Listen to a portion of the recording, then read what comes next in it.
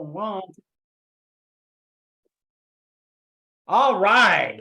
Back to the OGRE Network podcast with Aaron Dalzell and myself, Ed Rossi. So what's the new big thing that you did this week? First of all, don't go there. Okay. Second of all, we need to get back and pick up the conversation we had just leading into this. Wait, But no, the first thing, what's the big thing you did? okay, the big thing is I got old and I jumped over a fence and dang near broke my foot. Okay. Listen. We're That wasn't the big thing I was talking about. That wasn't the big thing you were talking No, about? I was talking about our conversation right before. Now that's funny that you think you're I thought that was and my you can big jump thing. a fence. Yeah. I dang near broke my foot trying to get the game soccer ball that the kids kicked over during the game. I jumped over, I came back over, wasn't paying attention, and dang near broke my foot. And now I gotta. So that was a big thing, but that's not the big thing. The big thing is something that I've done for the last 4 years. And you just started. So what's the big thing you just did?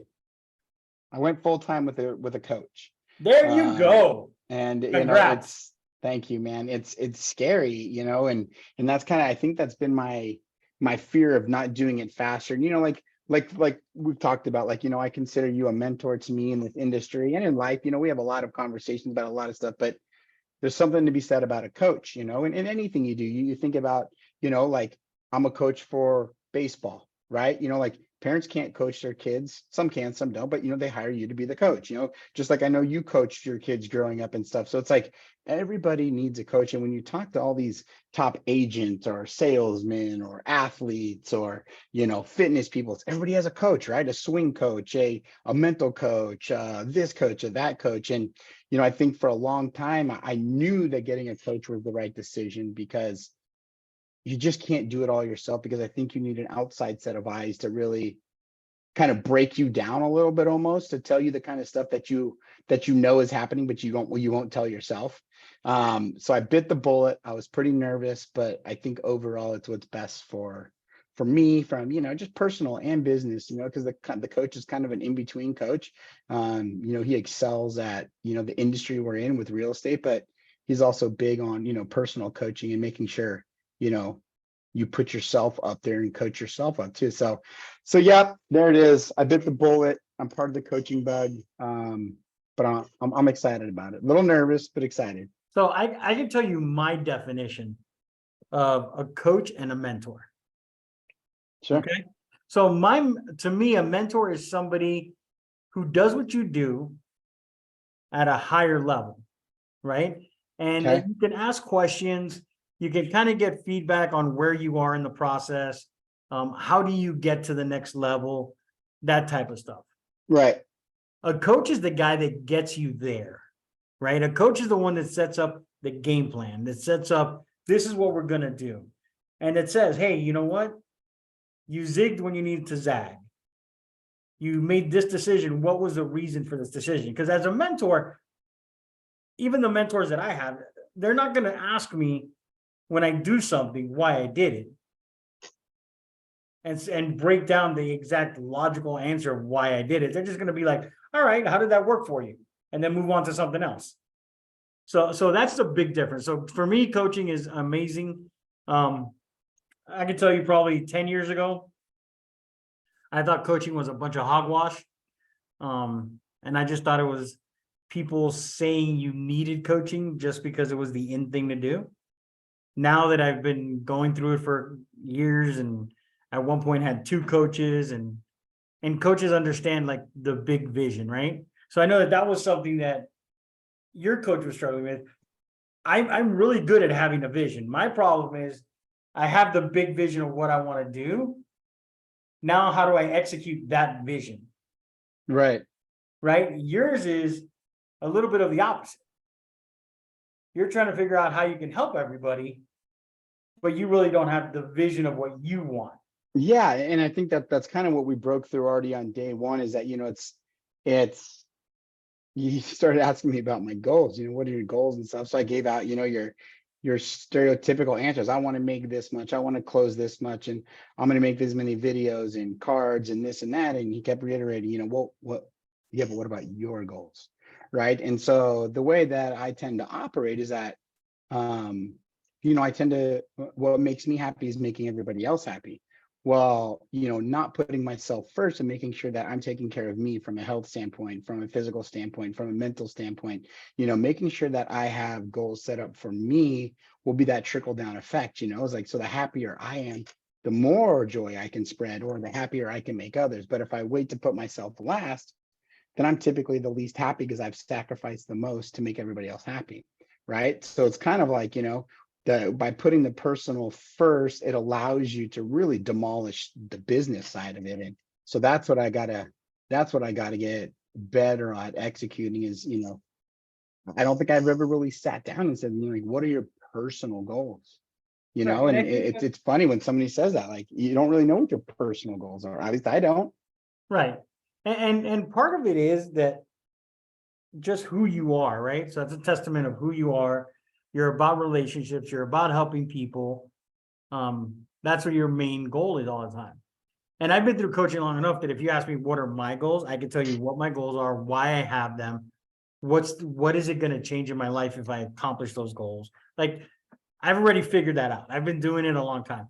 Now, does that mean that my goals don't change? Yeah, they change all the time. Because I want different things. I want, sometimes I say, I'm happy doing just XYZ, but then I go to a class and I'm like, XYZ is nothing. I need to do A through Z now. And how do I get to that? And how quickly can I get there? And who do I have the right people around in my world? And what do I need to do to make my world big enough so those people stay in my world? Like, it's a whole different conversation that you have with yourself and with your coach and with your people around you. And it puts you in a position of, well, if you look at it so I heard a story, right? I think it was Edelman that said Tom Brady, first day, before even team workout started and stuff, he would work out at his house, in his personal gym and his personal office. And when you walked into his house for the first time that next season, what do you think was on his whiteboard? I'm based on these conversations, I'm going to assume that what he personally wanted to accomplish or felt he had left to accomplish. So on his personal goal every year, what he would have on the whiteboard was the city and state of the Super Bowl that year. Mm-hmm. And when people walked over to his house, they'd see that, and he's like, that's the goal. We have to get there. Anything less than that, we failed. So it was all his mindset, right? So his mindset from the get-go was, we have to win a Super Bowl every single year. Whether we do or not, it doesn't really matter. But think about that, though. If you have a guy that, as a baseball coach, right? If you have a guy that gets up to the plate, and every time he gets up to the plate says, I need to hit the ball. Doesn't matter how hard I hit it, I need to get at least a base hit every single time. If he fails and he ends up being a 350 batter, are you okay with that? Very okay with that. You know what I'm saying? Like, right. And he's shooting for getting on base 1,000%. Every single time I want to get on base. So he hits 340. So what? But in majors, that's a great number. So I think that's what we all do is we set these goals, and if we don't hit it, we take ourselves off the hook. Right? And we say to ourselves, well, I didn't do it this time, but I'll do it next time.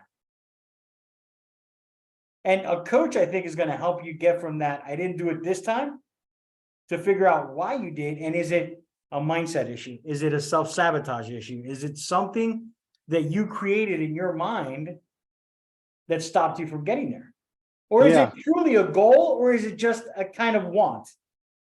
Yeah. And I think it goes to, something that we've talked about for a long time. And, we even talked about it again, earlier today, is that, there's a big difference between business and busyness, right? And it was funny because somebody else that we were having this conversation with pointed out something that I had never really seen, though, in those two words, when you spell out business, right? BUSINESS, And busyness, busynness, there's only a one letter difference, right? From being busyness to business, the only different letter in there is the letter I. And you always hear all this, well, it's not, there's no I in team and all that. Well, and that's great and that's true. But in this situation, we're not talking about a team. We're talking about, getting to the next level and pushing ourselves to be better humans and people and fathers and husbands and uncles and all that stuff that goes along with it. So, I think by focusing on the I, is that it sets you up to focus more on the team, as it comes to this aspect, and the trickle down effect. If I continue to put myself last, right, that probably means I take on the most sacrifice. Okay, so does that make me feel my happiest? Is that my personal goal, to be the one that makes the biggest sacrifice? Or do you start with your personal goals, make that the number one priority, and let everything trickle down? As far as business goes too, is that sometimes we start thinking about other agents and who's on the wall and who's got their numbers, who got some piece of paper that says they're top 15 and all this stuff, and we don't know how they got there, if they'll get there again, or if they're consistent. But we take all that focus off of what we need to do, and we start just becoming busy because we think that's what we're supposed to do. And I think that's the massive mindset shift that needs to happen for a lot of people, is shifting from doing things to do them, or doing things like with a purpose. It's kind of like Tom Brady, like you said, he would go into that workout room with one city, one state listed on there, and that was his purpose, right? Like, it was very clear. He didn't care about what anybody else was doing, who was doing what, who added who. It's like, this is me, this is my goal. And I think a lot of us get confused by that, and we don't set it up that way. And, I was in Scottsdale this past week, in a training, and it was really evident. One thing was to me as, which I've heard a million times, right? Who you surround yourself with is going to tell a lot of where you're going to go.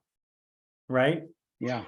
So I was in this training class for 2 days, and the person that was training the class was super high producer, always talks about growth, gave a little story about she was on a plane flying back from Austin and talking about a private jet because she didn't want to fly commercial anymore, because she could accomplish so much more on a private jet doing her stuff versus just being on a regular plane.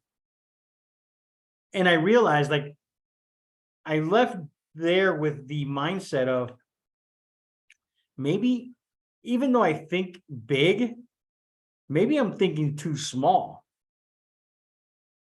Like, I'm not thinking big enough, because I was in a room with 30 people and there was 70 on Zoom on this training, right? And everybody there is talking about, I want to add 40 agents to my team and impact 40 individuals' lives in the next 6 months.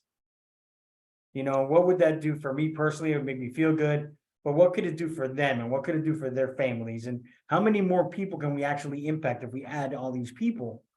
And not once did anybody talk about the money or what it was going to bring financially to anybody. All it talked about was, how is it going to impact their lives?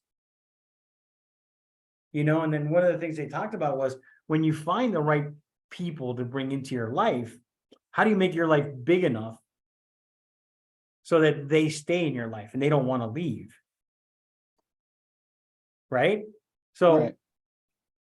I was thinking about that, and I'm like, okay, so if you add people into your world, how do you make your world that much bigger? Right? And I think that all goes back to what your coach did for you, is finding out what is really important. Right? Because if I don't know what's important to you, I don't know if you're just along the ride because you kind of have a good time, we hang out together, we want to do this, or is this really what you want to do, and this is the path you want to go down? And is it that in 5 years you want to not be doing as much real estate, but still making decent money so that you can spend more time with your family? Or is it you want to be traveling and finding, like, we've never had that conversation. So I'm Right. interested to find out once you figure out your goal, Yeah, what that's is the key really thing. I your got to figure goal? out first. Right. You need to figure it out. I can't help you figure it out. Right. But that's the thing is like, if we all spend our time figuring out what's important to us individually, and how do we get that? How many more people can we help that way? Yeah, they're interesting concepts, and and you read all these books and the who, not how, that I think we're both starting to read and stuff. And it's just wild. And I think it's always interesting how everybody always tends to, like want to chase the shiny object, and you see that with people, every day. It's oh, this is the new best bath, this is the new best car, this is the new, best lead source or whatever. And it's like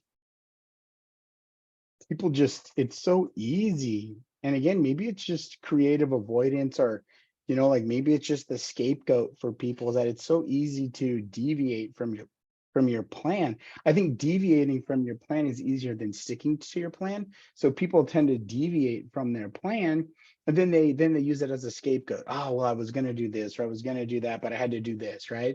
And it's just coming back to that creating busyness work, where people just like to be busy. I mean, how many times have you known someone it's like where instead of looking something up on the internet, they drive down to the building to ask a question, or they go down to city hall to ask a question. It's like, right, it's like takes you 2-3 times longer. And sometimes I feel like, people just do that to be busy. They're actually not getting anything done, but they're busy, right? Like we were talking this morning, to a couple of agents, and it's like, are you really out of time in your day? Or do you just not have a clue like what you're going to do in the day?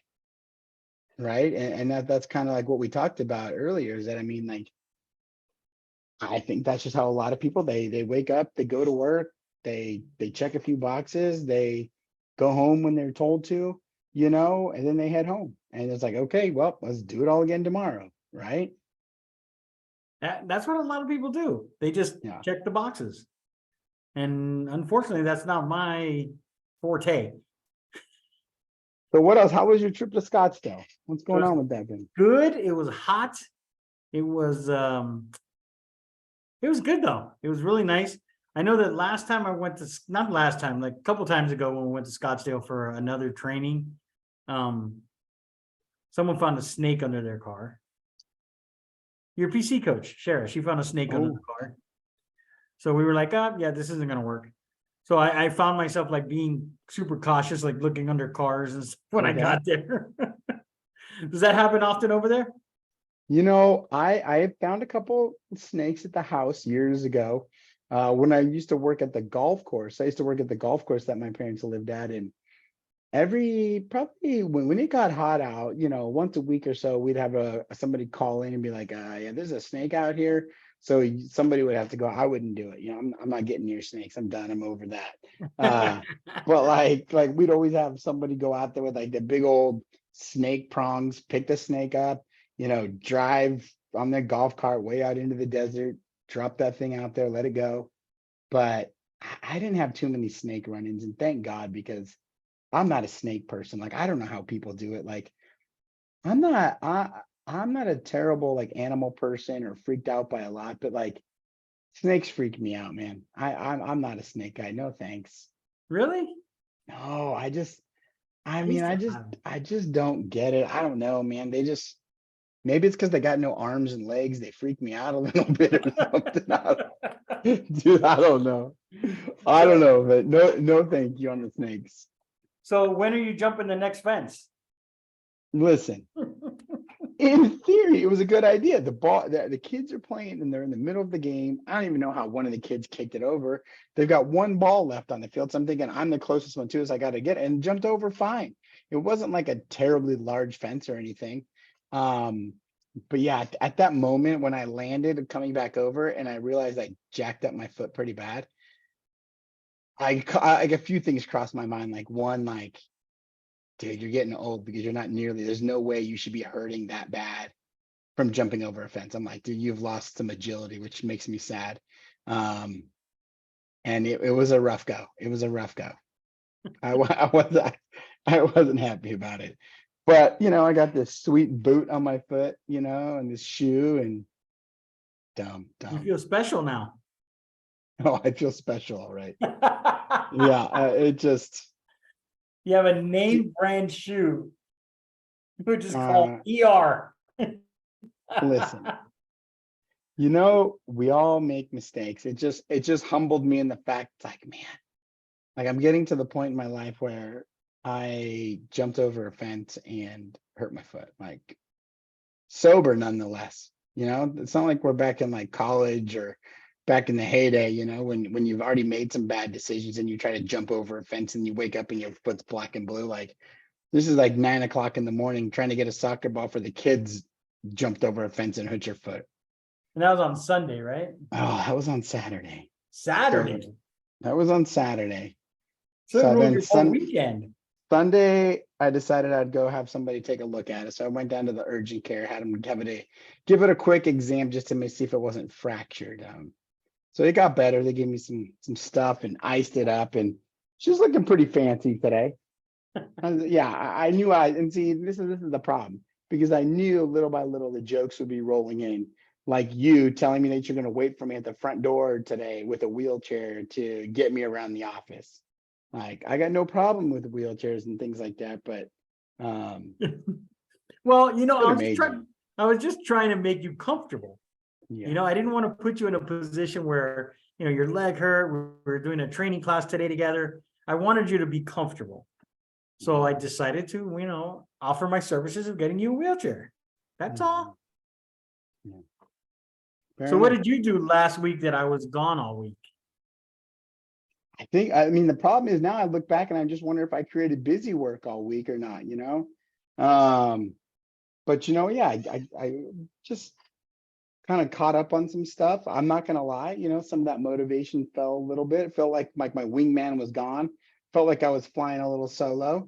But we still got it done, and the boys kicked off. As far as the family side, the boys kicked off baseball and stuff again. So it was a good week to get back onto the fields and stuff. So that took up some time, and the kids got back to school last week. So I think last week flew by because it was more than just work. With all the kids going back to school, and my mom was in town for a while to help us out. So it was a good week for family and ending summer and kind of getting back into that routine, that we'll have for now quite some time while everybody's in school.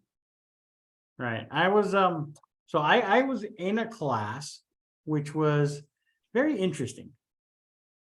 Talks about kind of similar to what we've been talking about today and all this stuff. But one of the things that I realized is that it takes a lot of work.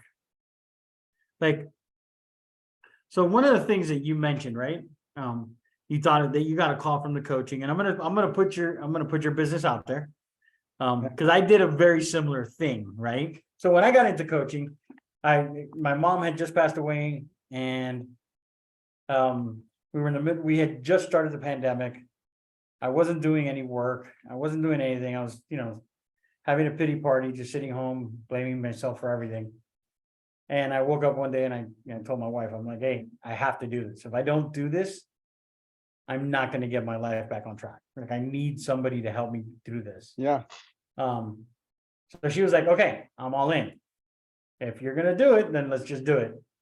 So you did a very similar thing. You told your wife, I kind of have to do this. I have an opportunity. I'm going to have to take the opportunity. Maybe it's not the right time or the right place, but I need to do it. But when that all being said, when I was going through the class, I'm thinking to myself, are we taking advantage of all of the opportunities that come into our lives? Yeah. And it's funny because I'd probably argue hands down, we don't. I think we spend so much time trying to reinvent the wheel and attach to this shiny new object. Like a lot of times we forget like what's right in front of us. Deals we've closed. I mean, you've talked about it before, like I think you were telling a story about a guy who referred you out or whatnot. And it's like we spend so much time worrying about what everybody else is doing and where everybody else is going, that we miss a lot of the stuff that's right in front of us that could probably 10x, the business, 5x the business, whatever it is. But I thoroughly do not think a lot of people capitalize on what's right in front of them and the business we already have. And that's what I think that, like, I was looking at like what we've done, what we've been able to accomplish. And while everything's great and like I'm happy where what we've done, right? There comes a point where you're like, okay, if I really want to help more people, right? Because at the end of the day, that's what it's about. It's about how many people can you help, right? We have somebody that listed a house in Orlando, and their goal is with the money that they get from their house, they want to buy a piece of land so that they can own or build their own house and have a house completely debt free. Mhm. Right? So I look at that and I'm like, okay, so how do we, and I'm still contemplating this, I haven't figured it out, but how do we figure out, how do you get to help as many people create generational wealth? And I'm not talking about all these little, I'm going to sell you a course on how to do that, Right. right? Like everybody has one of those. I'll sell you a course on how you could sell 20 more transactions a year. No, you know what? No. How do we help the person that has a regular 9 to 5 and get you to have some passive income and understand that home ownership is the fastest way to build wealth? We were just sitting down talking at lunch, and we were talking to somebody that I've sold them a house, their in-laws a house, and their cousins a house. Well, if we add up all of the equity owned in these houses, they have way over $1 million in equity.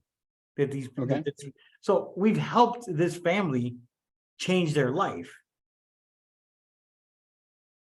right? We've helped them, whether it's all directly related or just each individual group in that family. We've helped them change their lives because they can sell their house today, go somewhere else, and they have the money to do it. Sure. So how do we do that for more people? And that's what we need to figure out, is how do we do that? Change people's lives, that you can say, you know what, Aaron helped me buy my first house. He sold my brother a house, my cousin a house, whatever. And 5 years down the line, 6 years down the line, we have over $1 million in equity as a family, as an entity. How do we do that for people? Well, and I think like you said earlier, like we've talked about, it's making that the focus. Is that I think everybody, in my opinion, I think a lot, especially in this industry, and I'm sure it goes across all sales industries. For the most part, I'd say majority of salespeople think every client is a one and done, right?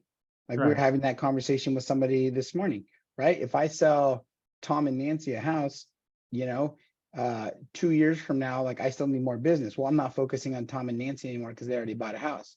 Well, is that the right mindset or the wrong mindset? Because you already know Tom and Nancy, right? And you go back to the way of the wolf. It's like, step number 2 is building trust and building relationships. So if you've already established trust, relationships, 3 being reputation, and you already build that with Tom and Nancy, like what better way to help create generational wealth, to help create business for yourself than to employ Tom and Nancy to go refer their friends, their daughters, their sons, their in-laws, whatnot, that will help the generational wealth, that will help spread the word. But we're so focused on, okay, well, Tom and Nancy already bought their house, they're done. Let me go find the next deal. Instead of, like you said earlier, focusing on the people that have already made those deals and, living off those relationships and the reputation and the job you've already done, like let them be your ambassadors. And it makes it easier, right? It makes it easier if you talk to people and you talk to the people you've already helped, because they know how you've helped them. And Right. having them go out and talk about you versus you talking about you. Well, and that's the thing. That's the thing. Like nobody wants to sit there and listen to you talk about yourself, right? I can sit here and tell you I'm the world's greatest race car driver in the world, but like, okay, buddy, pipe down. Like we heard it. You're not that good. But like the more you hear it from other people, you're like, oh crap. maybe this guy is a pretty good race car driver, like this guy told me, that lady told me, these people over here told me. So it's like one of those things, like as word of mouth, like they always say, like word of mouth can be the best form of advertising and marketing and the worst type of advertising and marketing. And I think, sometimes we lose sight of that, and we forget, that word of mouth is such a powerful tool. It could build your business, it could destroy your business. And I don't think we focus enough on that. So did you pick race car driving because you drive slow like an old lady? Listen, dude, that's white lightning out there in the parking lot, okay? That thing is, dude, that thing is NASCAR ready, dude. NAS Truck Series, here I come. And then once I got it wrapped, the kids say it even looks like a race car, dude. They're like, oh yeah, look at that, looks like a race car. We'll take the truck. That thing is fast. I think they're just trying to make you feel good. Listen, I can drive fast and run things over. Okay, granted, I'll give you that. You can drive fast and hold tight corners. That's it. So We have see, different- we each different got our goals. strength. We each got our strength. We got different goals. Different goals. Yeah. All right. So for the rest of the week, try to keep your leg in one piece. Oh. Don't jump any fences. Don't try to like play baseball while you're coaching and hit them on the It'll first be base. fine by tomorrow. We're good. Oh, you're gonna be good. Yeah. You're gonna be what? Running the bases next week? No, I'll be running them this week, baby. Oh wow. Oh, With my fancy orthopedic Velcro shoe I got on. That's what you need. You need that. All right, buddy. So we will talk next week, and let's see what's on the agenda for next week. I'm excited to see how your coaching goes with the second session. It's and awesome. Come up with your goals. I got some homework to do. But this is what I signed up for. This is what I needed. So I'm super pumped on it. This guy's an amazing coach. So I'm super, super pumped on him. It's the right fit for me. So I'm super excited about what's to come. All right, brother. I like it, buddy. All right, man. Talk to you later, man. All right. Don't jump any fences. I won't. I already know my age.